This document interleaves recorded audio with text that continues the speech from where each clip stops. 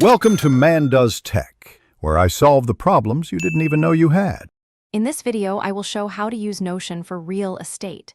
Create a workspace, add a properties database, and define core fields like price, status, and SQFT. Build pages for contacts, showings, and finances so every listing links to relevant records. Use clear naming and icons to speed navigation and reduce errors. Start small, then expand templates and views as your process becomes consistent and efficient. Set up databases and templates that match your workflow and reduce manual entry. Create property templates with photos, price, status, and contact fields so each new listing is consistent.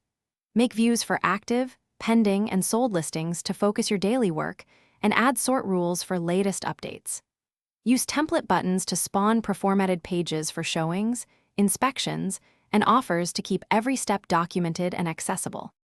If you're finding this helpful, please subscribe and like to support future videos and tips. Quick recommendation: the Owala water bottle is great on open house days because it stays cold and fits cup holders, making long site visits easier and more pleasant. Check the description for the link and other deals so you can grab one if you want.